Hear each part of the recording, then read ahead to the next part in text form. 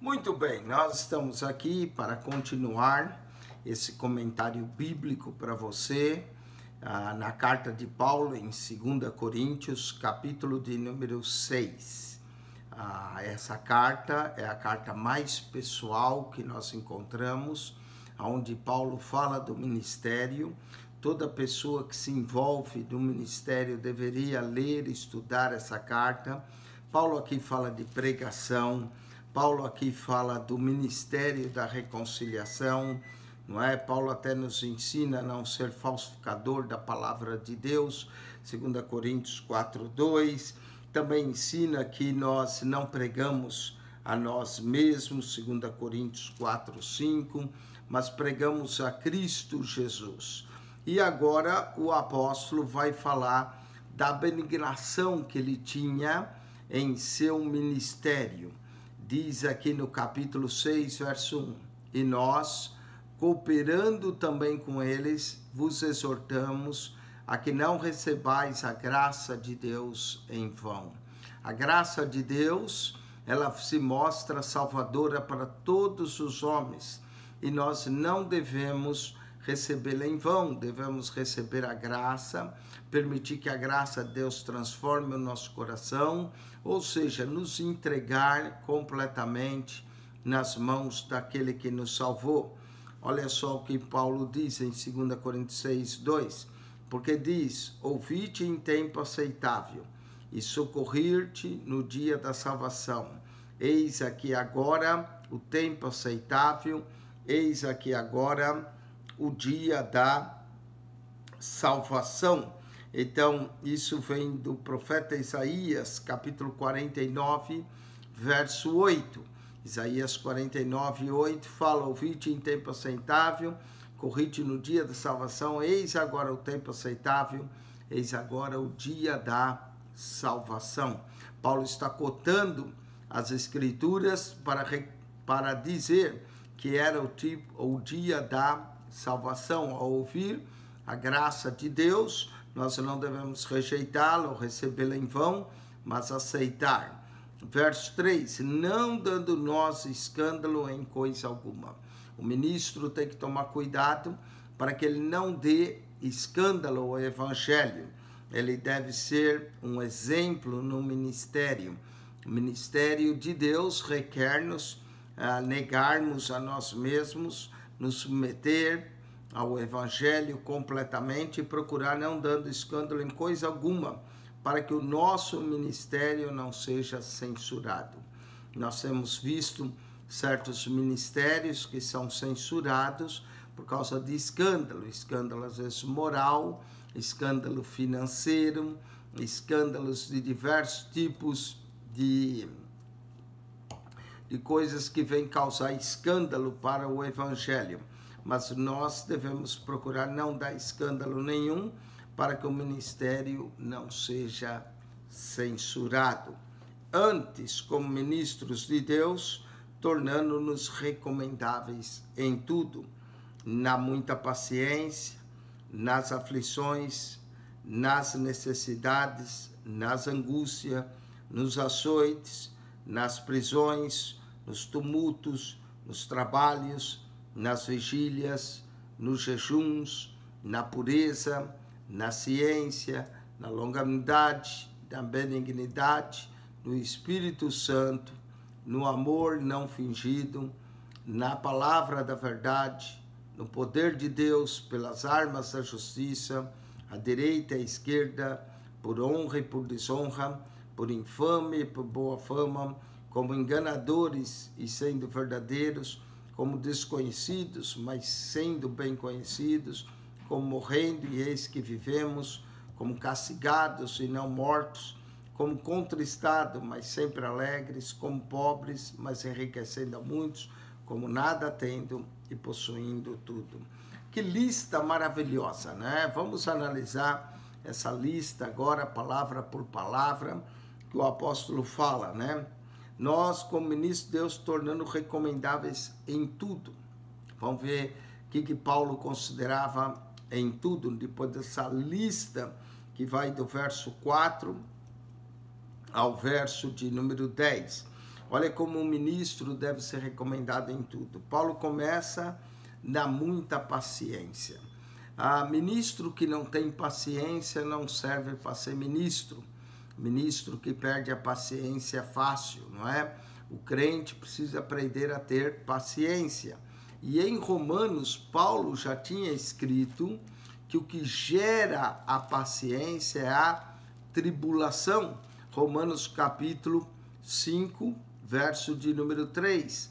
Ele diz, e não somente nisso, mas nos gloriamos nas tribulações, sabendo que a tribulação produz a paciência. Note que a tribulação não produz a murmuração, a tribulação não produz a tristeza, a tribulação não produz a aflição. O produto da tribulação é paciência. E o ministro, em 2 Coríntios 6,4, o ministro de Deus deve tornar-se recomendável em tudo, começando na muita paciência. Muita paciência vem também da muita tribulação.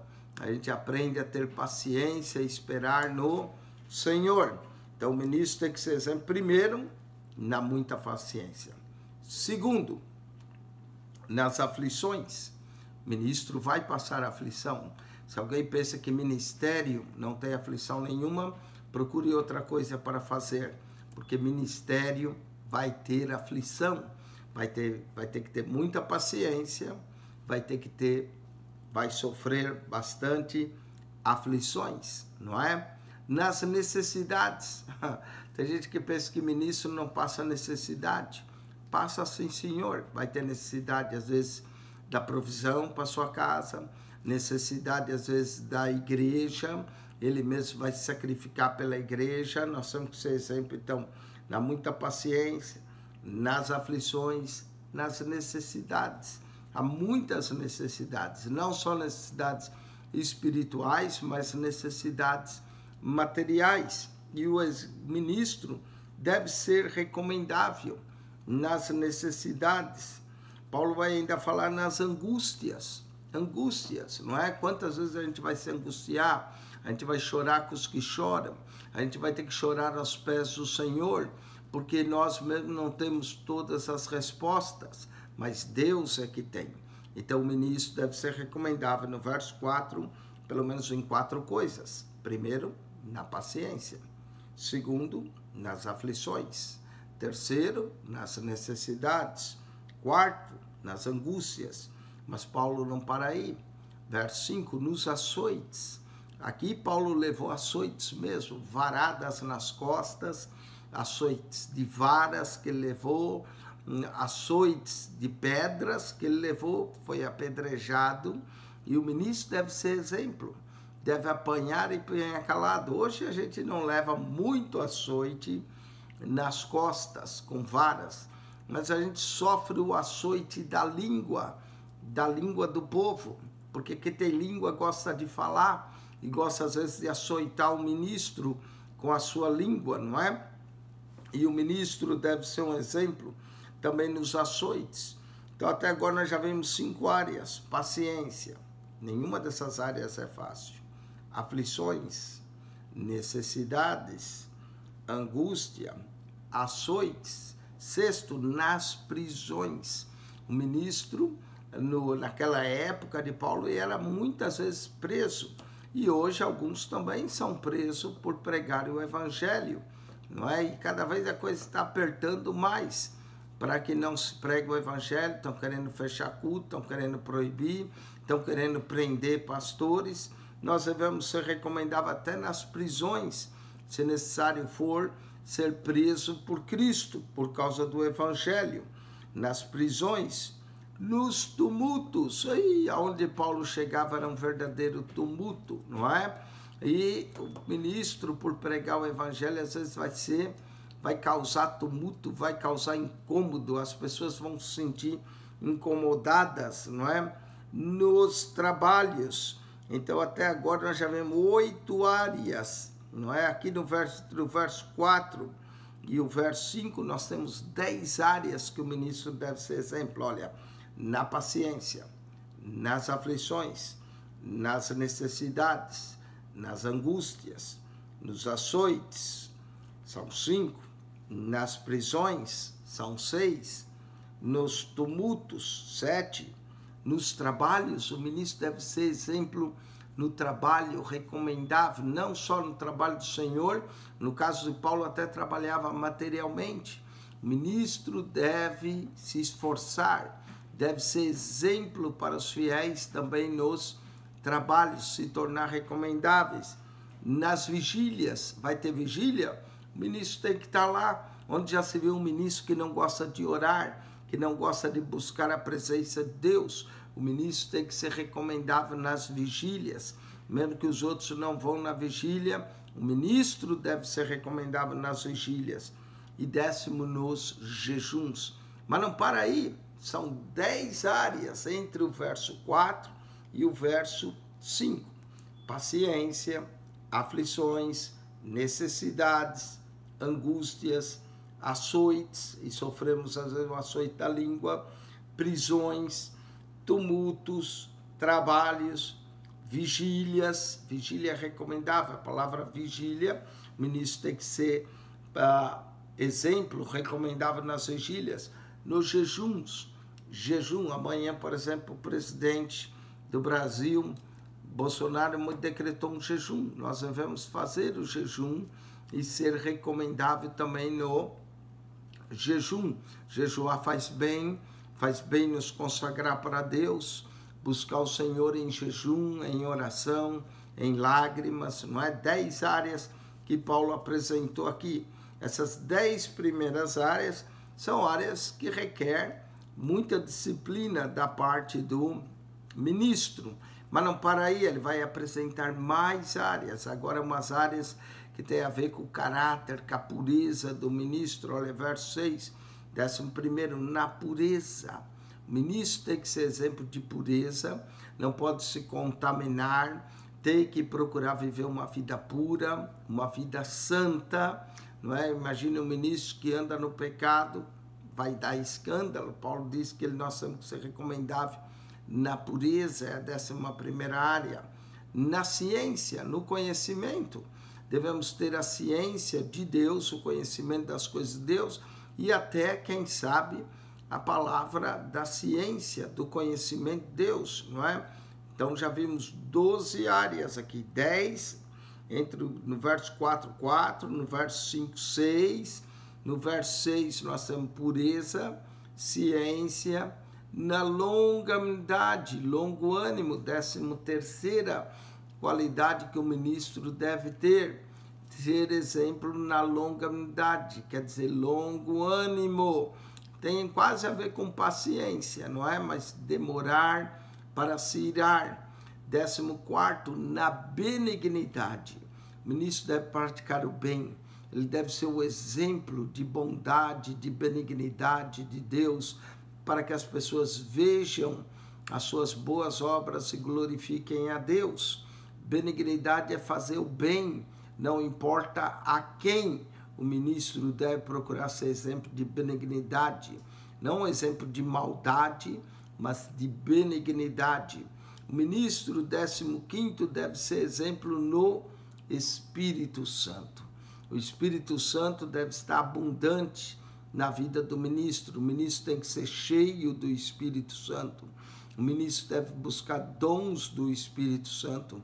O ministro deve ter a graça do Espírito Santo, a abundância do Espírito Santo em sua vida, porque a obra de Deus só se realiza pelo Espírito Santo. É o Espírito Santo que revela a palavra de Deus, é o Espírito Santo que inspira a palavra de Deus, é o Espírito Santo que nos mostra os segredos da palavra de Deus. Então, o 15º é no Espírito Santo. 16º, no amor não fingido. No amor não fingido. Presta atenção, já Paulo mencionou 16 áreas que o ministro deve ser recomendável. É uma das maiores listas para ministros do Evangelho que deve ser recomendável. O ministro deve ser recomendável, número 1, na paciência. Número 2, na aflição. Número 3, nas necessidades. Número 4, nas angústias. Número 5, nos açoites. Número 6, nas prisões. Número 7, nos tumultos. Número 8, nos trabalhos. Número 9, nas vigílias. Número 10, nos jejuns. 10 áreas. Alguma dessas, hoje a gente não tem esse problema de prisões, mas em muitos lugares existe, e o ministro deve ser recomendável nessa área. Depois Paulo vem em outras áreas espirituais, na pureza, na ciência, na longanimidade, na benignidade, no Espírito Santo, no amor não fingido. Imagine só um ministro com amor interesseiro, com amor fingido. O ministro tem que ter um amor verdadeiro, tem que amar as pessoas, tem que sentir a dor da pessoa, tem que ter empatia, simpatia pelas pessoas. Tudo isso é importante. Mesmo que as pessoas não nos amem de volta, nós devemos amá-las. Nós devemos buscar o amor de Deus. Que o amor de Deus esteja derramado em nossos corações. Não pode ser ministro se não tiver amor. Se o amor não é verdadeiro, se o amor é interesseiro nas pessoas, não. O amor tem que ser fiel, verdadeiro, não pode ser um amor fingido. O ministro deve pedir isso para Deus, um amor sincero. Já vimos 16 áreas, não é? Na pureza, 11ª, na ciência, 12ª, na longanimidade, 13ª, na benignidade, 15ª, no Espírito Santo, 14ª, 15ª no Espírito Santo, no amor não fingido, 16ª. Vamos ver outras áreas que o ministro tem que ser exemplo. É uma das listas grandes de Paulo, verso de número 7, na palavra. Na palavra, ministro tem que ter palavra. Se o ministro diz que vai fazer alguma coisa, deve fazer. Se o ministro diz que vai estar no culto, tem que estar. Se o ministro declara algo, tem que fazer. O ministro tem que ser exemplo na palavra. Na palavra, na sua palavra de promessa e na palavra da verdade. O ministro tem que ser exemplo na palavra da verdade. Na palavra de Deus, a palavra da verdade. A palavra da verdade, Deus, não é? Esse aqui é o 17º. Vamos para o 18º, no poder de Deus. O ministro deve ser exemplo no poder de Deus. Ele deve buscar o poder, a unção que vem do Espírito Santo e ser exemplo do poder de Deus, não é? No poder de Deus, no poder de Deus. Aí Paulo diz, pelas armas da justiça, é o 19º, a direita e a esquerda, não é? Nisso não só luta de um lado, tem que lutar da direita e da esquerda. Armas da justiça, pelas armas da justiça, a direita e a esquerda, é o 19º, não é? Vamos para o 20º, por honra e por desonra. Às vezes ele vai ser desonrado, mas ele se mantém fiel. Por honra e por desonra, é o 20º. Por infâmia, muitas vezes nós vamos sofrer infâmia, vamos defamar, vão falar mal de nós, não é? 21º. E por boa fama, as duas coisas, não é? Às vezes tem gente que me encontra e diz, o senhor que é o pastor Eugênio? Sou eu. Já ouvi falar bem, já ouvi falar do senhor, né? Aí eu pergunto, já ouvi falar bem ou já ouvi falar mal? Não, ouvi falar bem. Eu falo, então eu ouvi meus amigos, precisa ouvir os inimigos também, não é? Vai ter a infâmia e vai ter a boa fama. É o 21º.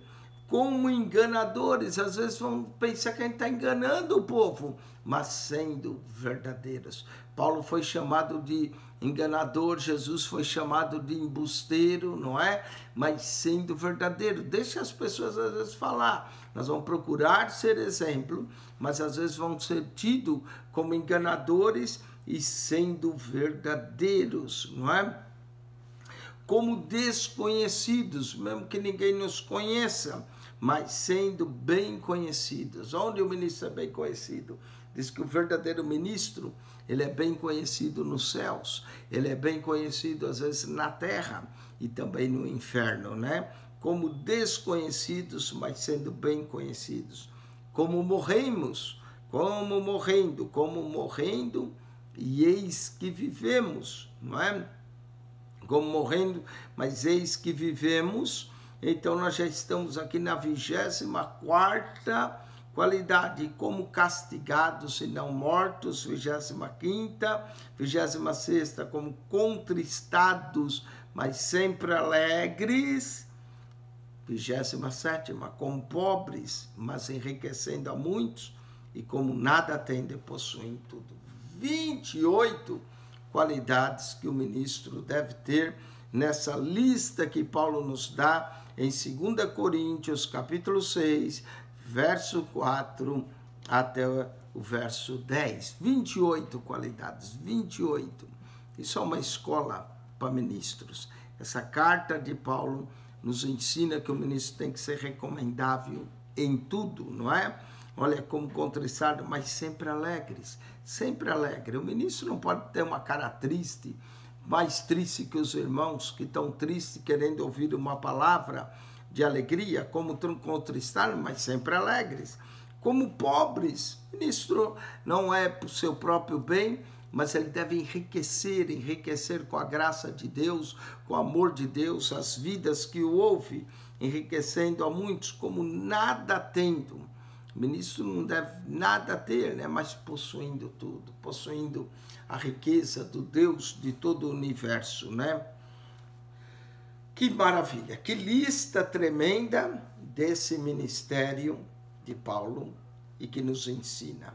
Só um homem como Paulo poderia colocar uma lista para nós tão grande de coisas que nós devemos atentar.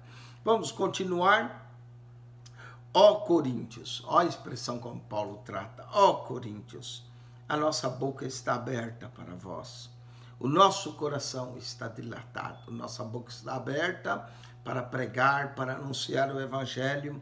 O coração está dilatado, dilatado de amor, não é? Não estáis estreitados em nós, mas estreitado em vossos próprios afetos. Olha o vosso afeto, para nós que amamos tanto vocês. Ó Coríntios, só como essa carta é pessoal, Paulo declara como que seu coração se sente, como sua boca está aberta e o coração dilatado para eles. Não está estreitados em nós, mas estreitado nos vossos próprios afetos.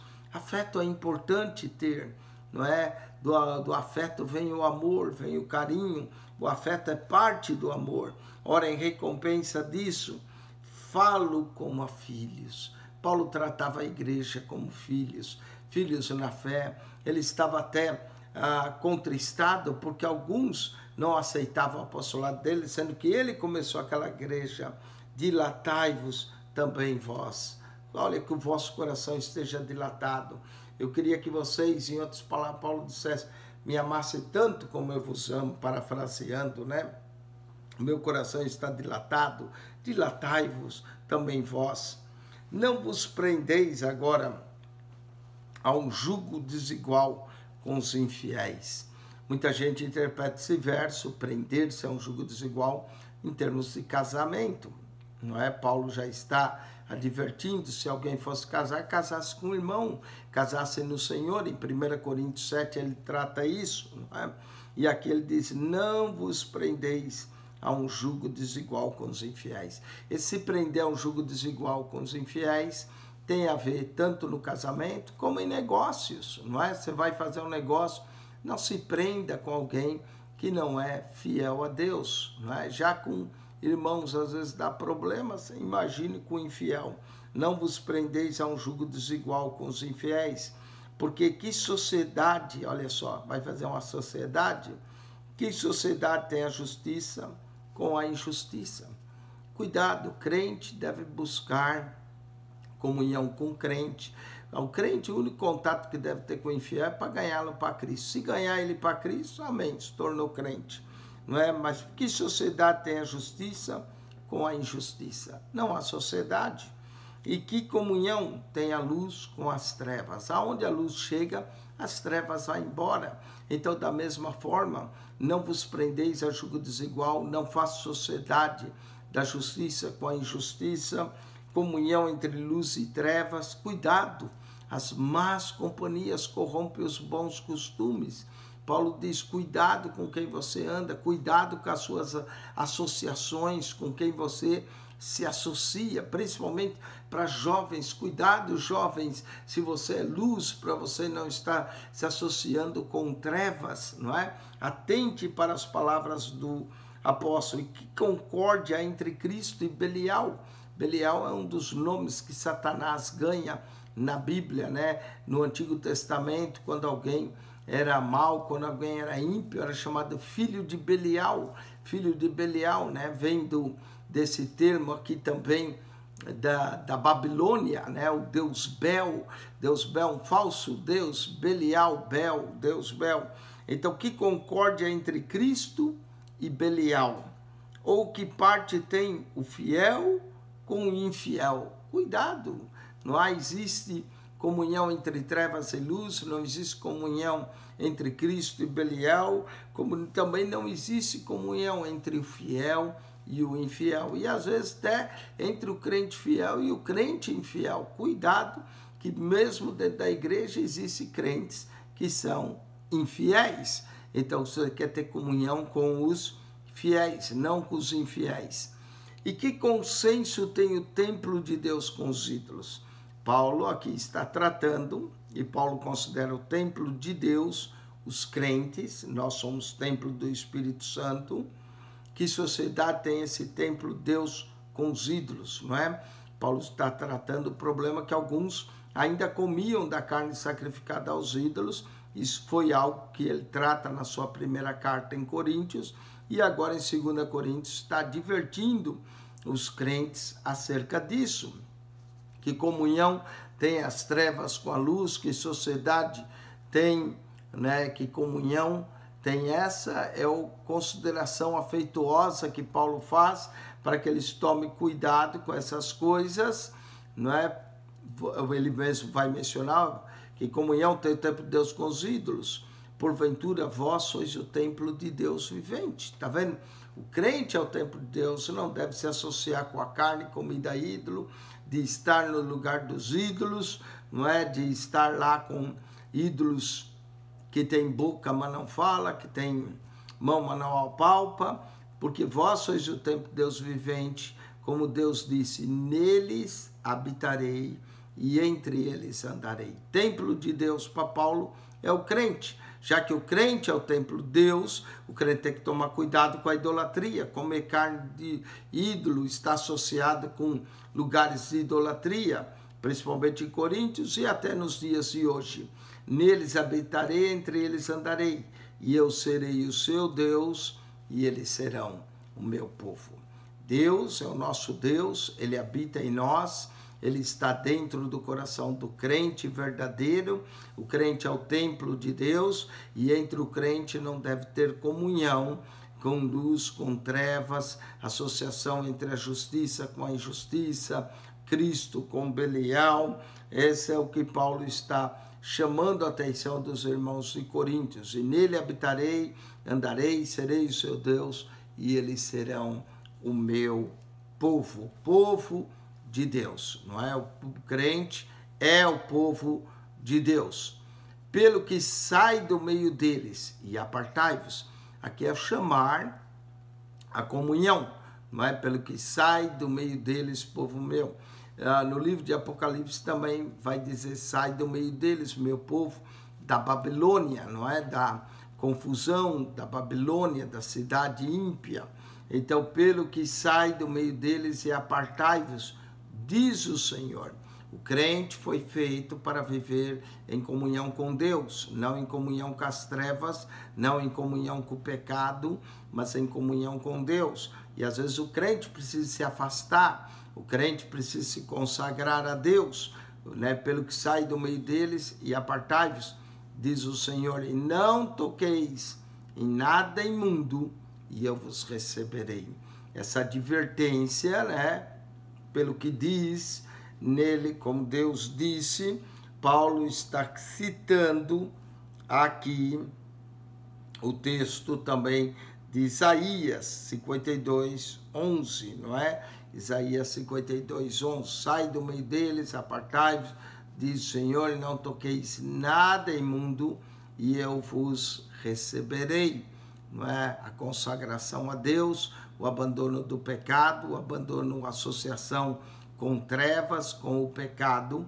O povo de Deus deve ser santo. Como eu disse, nós devemos sim ter comunhão com o incrédulo, mas para ganhá-lo para Cristo, não o incrédulo nos ganhar para o pecado. Em toda a Bíblia manda a gente se apartar, né, se consagrar a Deus. Bem-aventurado o varão que não anda segundo o conselho dos ímpios, nem se detém no caminho dos pecadores, nem se assenta na roda dos escarnecedores, antes tem o seu prazer na lei do Senhor e na sua lei medita dia e de noite. Paulo está falando do perigo da associação dos coríntios com a idolatria, com os injustos, com os infiéis, prender-se a um jugo desigual, não é? Sai do meio. Paulo está chamando os crentes à consagração, que se os crentes se consagrassem, Deus o receberia. E eu serei para vós Pai, Deus Pai. Não vale a pena ter comunhão com o mundo e trocar a paternidade de Deus por essa paternidade do mundo. Deus diz: e eu serei para vós Pai, e vós sereis para mim filhos e filhas, diz o Senhor Todo-Poderoso. Às vezes nós temos que nos consagrar, andar como verdadeiros filhos e filhas de Deus, apartado dos ídolos, apartado da infidelidade, apartado de Belial, apartado do pecado, apartado de um jugo desigual, apartado da injustiça, não causando escândalo, vivendo uma vida santa, consagrada a Deus. A consagração do crente a Deus, a santificação do crente a Deus é um tema que nós encontramos em todo o Novo Testamento.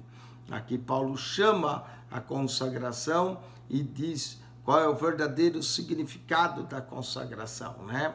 Consagrar significa aproximar-se de Deus, largar as coisas imundas, aproximação de Deus. Também significa dedicação às coisas de Deus, à igreja, ao serviço da igreja, à palavra de Deus. Isso significa dedicação, oração, se consagrando a Deus. E aqui que nós estamos vendo, nesse texto Coríntios, separação do pecado.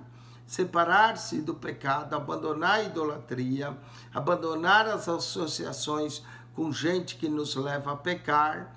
Nós temos que nos consagrar a Deus. Se nós o fazemos, o Senhor promete que vai ser: eu serei para vós Pai. Vai ser Pai. Ele é Pai daqueles que se consagram, daqueles que recebem a Cristo e vivem como Cristo quer. E eu sei, vós sereis para mim filhos e filhas, diz o Senhor Todo-Poderoso. Amém? Com isso, nós concluímos esse capítulo 6, um capítulo que fala do ministério, 28 áreas que Paulo diz que o ministro deve ser exemplo, não é? 28 áreas, estude essas 28 áreas, uma a uma, guarde, medite. Depois Paulo traz uma exortação à santidade, a não se prender com jugo desigual, a não ter sociedade, justiça com injustiça, luz com trevas, fidelidade com a infidelidade, Cristo com Belial. Dizer que o templo de Deus não deve estar associado aos ídolos, lembrando de 1 Coríntios, que alguns estavam comendo a carne sacrificada a ídolos, ou indo no templo dos ídolos, e que isso não convém ao crente, não é? Para que o crente saísse do meio deles. Diz: neles habitarei, estarei, eu serei seu Deus, eles serão meu povo. Nós somos o povo de Deus, portanto devemos nos consagrar, apartar daquilo que é imundo, daquilo que não agrada a Deus, apartar-se do pecado, e aí Deus promete nos receber, Muitas vezes a gente fala receber a Cristo, mas o importante é que Deus nos receba como filhos. E eu serei para vós Pai, e vós sereis para mim filhos e filhas, diz o Senhor Todo-Poderoso. Amém? Com isso nós concluímos. Que Deus abençoe a você grandemente, que a graça de nosso Senhor Jesus Cristo, o amor de Deus, nosso Pai, e a comunhão do Espírito Santo esteja convosco. Quem esteve para mais programa, Pastor Eugênio Piacentini, ajude-nos a divulgar o nosso canal, a mandar esse programa para um amigo seu, e assim as pessoas podem despertar a estudarem mais as Escrituras. Deus vos abençoe ricamente em Cristo Jesus. Amém.